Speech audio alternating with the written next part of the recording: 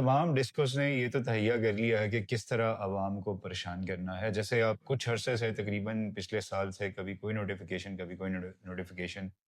जब EMI metres लगे तो कुछ जो पहले शुरू में इन्होंने ईएमआई मीटर्स लगाए जैसे आइस्को में और कुछ डिफरेंट डिविजन्स में इन्होंने अपनी कॉस्ट पे लगाए। लेकिन फिर उसके बाद ईएमआई के नोटिफ़िकेशंस के आप 3 मंथ्स के अंदर अपना ईएमआई मीटर चेंज करवा लें, वरना हम आपके बिल में से एडजस्ट कर लेंगे। सिमिलरली फिर सैंक्शन लोड का नोटिस आया कि आप अपना सैंक्शन लोड इंक्रीज़ कराएँ। वो सारिफ़ीन जिन्होंने नेट मीटरिंग करवाई हुई है, वो भी विदिन 3 मंथ्स, अदरवाइज़ हम आपका जो है वो भी एडजस्ट कर लेंगे। अब जो इन्होंने मीन्स 16 जनवरी 2026 यानी 16 जनवरी 2026 को जो नोटिफ़िकेशन बगैर बताए इम्प्लीमेंट भी कर दिया, उसमें जो नेट मीटरिंग सार्फिन हैं उनके लिए बुरी खबर ये है कि अगर आपकी डीजी कैपेसिटी कम है, बेशक आपका सैंक्शन लोड ज़्यादा है, लेकिन आप लेट्स सपोज़ आपने 10 किलोवाट का सोलर सिस्टम इंस्टॉल किया हुआ है और आपकी डीजी कैपेसिटी जो लाइसेंस कैपेसिटी थी आपके जो बिल पे मेंशन थी 5 किलोवाट, तो अब आपके एक्सपोर्ट जो हैं वो काउंट नहीं होंगी, बल्कि उन्होंने ये स्टार्ट कर दिया है।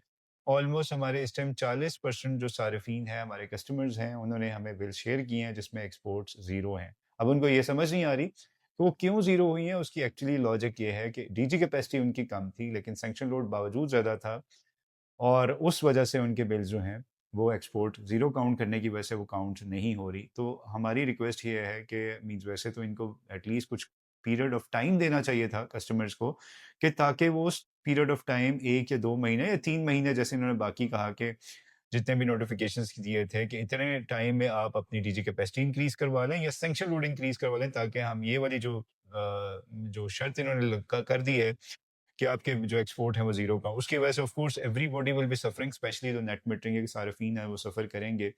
और अनफॉर्चुनेटली दूसरी साइड पे इन लोगों ने अपना मैकेनिज्म सिस्टम भी अपग्रेड नहीं किया। आप डीजी कैपेसिटी जब आप इंक्रीज करवाएंगे तो ऑफ कोर्स आपके लिए उसको दोबारा डॉक्यूमेंट्स जो कंपनी है जिनसे आपने सिस्टम इंस्टॉल किए हुए हैं लाइसेंस के लिए दोबारा अप्लाई करना पड़ेगा डीजी कैपेसिटी इंक्रीज करवाने के लिए। ऑन द अदर हैंड जो या ऑन द कॉन्ट्रेरी, इन लोगों ने अभी तक अपने सिस्टम जो स्टेप रोबोटिक साइट थी उसको भी बंद कर दिया और जो नई साइट थी एनएमसी उसको भी प्रॉपर्ली इन्होंने लॉन्च नहीं किया। ना ही अभी उनको खुद पता चल रहा है कि फाइल्स का जो हायरार्की चेंज कर दिया, दो इन्होंने उसको इम्प्लीमेंट भी कर दिया और वेबसाइट पे अपडेट कर दिया, but still that is not implemented. It means ये अगेन कस्टम सार्फिन के साथ ज्यादती है जिन लोगों ने सोलर सिस्टम्स लगाए हैं कि वो जो टाइम डिले इनकी पॉलिसीज की वजह से या इनके जो अपनी हायरार्की या इनका अपनी मैनेजमेंट जो अभी तक एक्टिव नहीं हुई। अगर जो आप नेट मीटिंग देखें तो फाइल्स ये डिले कर रहे हैं, कह रहे हैं जी हमें जब तक नेपरा की तरफ से नोटिफिकेशन नहीं आएगी या ऊपर से सीओ की तरफ से इंस्ट्रक्शंस नहीं आएगी हम फाइल रिसीव नहीं करेंगे। इसी तरह जो पुराने केसेस थे उसको भी डिले कर दिए। तो काफ़ी अवाम के साथ ज़्यादती कर रहे हैं, ज़्यादती पे ज़्यादती करते चले जा रहे हैं। आई थिंक सो इनको थोड़ा-सा जो है ख़्याल रखना चाहिए, या फिर हमारे पास एक ही सॉल्यूशन है कि हम ऑफ ग्रिड सॉल्यूशंस पे चले जाएँ और जो डिस्कोज़ हैं, आइस्कोज़ हैं या जितने भी हैं उनसे कट ऑफ कर लें। क्योंकि इस तरह तो ये लोग बाज़ नहीं आएँगे। कुछ अरसे बाद जैसे अभी इसके बाद जो मुझे लग रहा है कि नेक्स्ट जो करेंगे वो एमडीआई की बिलिंग भी इन्होंने चार्ज करना शुरू कर दी है। कुछ डिस्कोज़ में ये भी हुआ है, स्पेशली फेस्को और मैप्को में ये केसेस हमारे सामने आए हैं हमारे कस्टमर्स के, कि जिन लोगों के साथ रेजिडेंशियल कस्टमर्स के साथ एमडीआई की बिलिंग भी की है।